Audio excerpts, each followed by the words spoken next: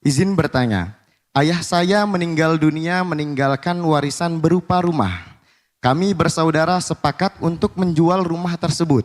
Kemudian hasil penjualan akan dibagi sesuai hukum pembagian warisan. Kebetulan kakak saya makelar rumah atau tanah. Kakak saya berniat menjualkan dengan tetap mengambil keuntungan sebagaimana bisnis yang selama ini dia jalani. Misal harga pasaran 150 juta. Kalau dia berhasil menjual 200 juta, maka 50 juta akan jadi hak dia dan yang akan dibagi menjadi warisan tetap 150 juta. Dari uang 150 juta tersebut, dia juga tetap akan ikut mendapatkan bagiannya. Bagaimana hukumnya? Apakah yang 50 juta halal menjadi keuntungan kakak saya? Ataukah yang dibagi tetap harus 200 juta sesuai dengan hasil penjualan?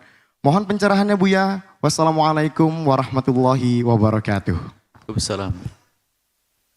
Di dalam menjawab sebuah pertanyaan, makanya kami mohon maaf kadang harus panjang. Sebab kadang yang disebut beberapa permasalahan. Sehingga ada orang mengatakan kenapa harus panjang bertele-tele misalnya.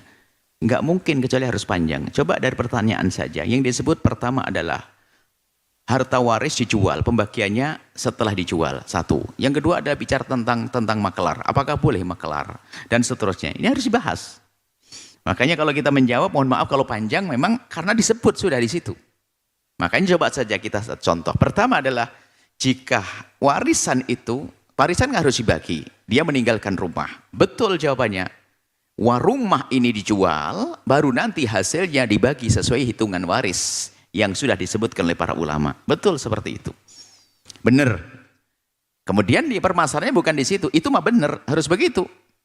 Jadi dijual dulu, atau mungkin ada ditombokin, terserah dijual rumah, setelah jadi uang, uangnya dibagi sesuai pembagian waris.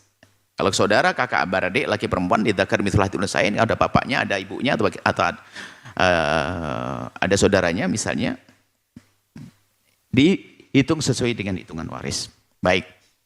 Kemudian cara menjualnya ya wajar penjualan. Tapi bab beda lagi, ini bab maklar. Kemudian di situ ada bab akhlak juga di sini. Masa jual ke milik saudara saja kok ngambil untung? Ini kan bisa pertanyaan nanti. Jadi ada akhlak juga di sini. Makanya kalau kami menjawab itu panjang karena pertanyaannya itu didobel-dobel. Hukum maklar itu gimana? Maklar itu boleh dengan beberapa catatan. Satu, tidak boleh dia menambahkan harga. Kalau harga 150 bilang 150.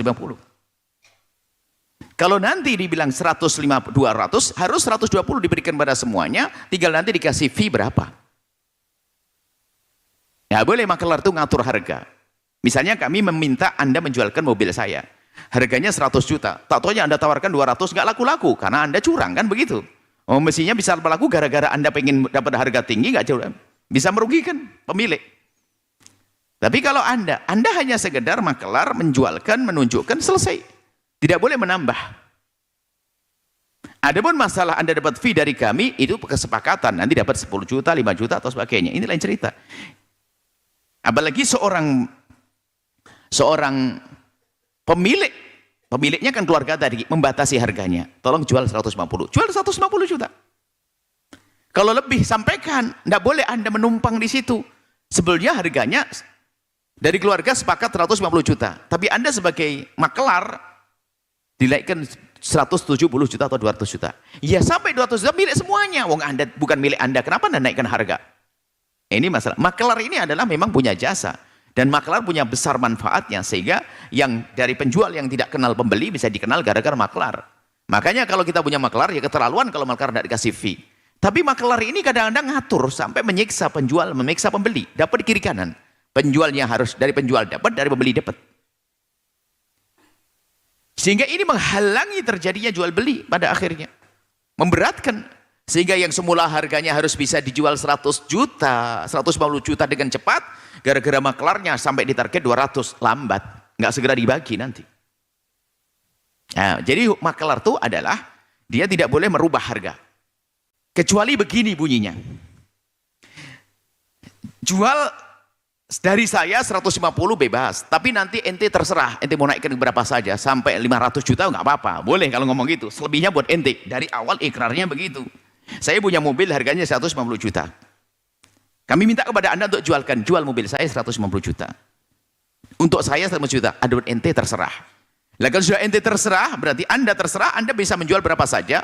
Dan setelah itu kita bisa bilang, saya tidak kasih fee lo kepada kamu ya, terserah kamu jual. Nah itu sah, kenapa? Sudah diizinkan sama pemilik untuk menaikkan harganya. Artinya seberapapun harganya, selebihnya adalah untuk dia. Tapi sebelum ada kesepakatan, nggak boleh. Anda hanya punya tugas menjualkannya. Sehingga seberapapun harganya adalah milik pemilik barang. Kalau Anda ambil haram. Nah, seperti itu makalar. Makanya tadi bahasan makalar. Yang kedua makalar. Yang ketiga, tolong dong. Masalah persaudaraan nggak terwujud. Masa jualkan milik saudaranya sendiri yang kebetulan waris mau segera dibahas, kok masih rela mengambil kelebihan, itu kan ya keterlaluan banget ya segera dibagi, kan Anda juga dapat bagian. Masa tolong menolong ya? Kalau paling tidak, kalau pengen bisnis ya ngomong saja, Dek, Kak, saya perlu lah ya. Tapi ini kan barangnya dia juga sebetulnya, milik saudara. Paling tidak ya hari inilah hari sambung silaturahmi deh, saya nggak akan mengambil, saya akan cari penjual, kan juga milik saudara-saudari saya. Dikhawatirkan kalau orang semacam itu adalah suka memanfaatkan sama saudaranya saja dalam keadaan butuh, waris segera dibagi, dia menunda penjualan hingga sampai 100-200 juta untuk mendapatkannya. Mana nuraninya, kan begitu? Mana akhlaknya? Pun dia juga sudah ada bagian di dalamnya. Atau paling tidak, ya ini milik saudara. Saya kan butuh kan bisa saja dengan barang yang lain. Ini kebetulan milik saudara, sewaris akan segera dibagi. Kalau memang Anda seorang pekerjaannya makelar tapi makelar yang benar, yang syar'i, tentunya paling tidaklah milik saudara ini jangan sampai kita ikut mengambil. Kalau mengambil tentunya ya dengan bahasa yang baik. Gimana Kak, nanti saya dapat apa, ngomong, nah itu. Tapi kalau tiba-tiba dengan cara memotong semacam itu, dia itu pertama makelarnya juga tidak dibenarkan. Yang kedua, dengan gaya semacam itu nuraninya di mana? Wong milik saudaranya. Bisa jadi menjadikan sebab tidak nyaman sama keluarga. 200 ya, sudah dapat duluan, ngambil waris lagi. Nah, sudah tidak indah. Kemudian nasihat kami adalah persaudaraan. Nomor satu kan. Persaudaraan, keluarga, ukhuwah. Setelah itu ada berkah hidup indah. Allah a'lam bishawab. Jangan lupa berselawat kepada baginda Nabi Muhammad sallallahu alaihi wa alihi wa sahbihi wasallam.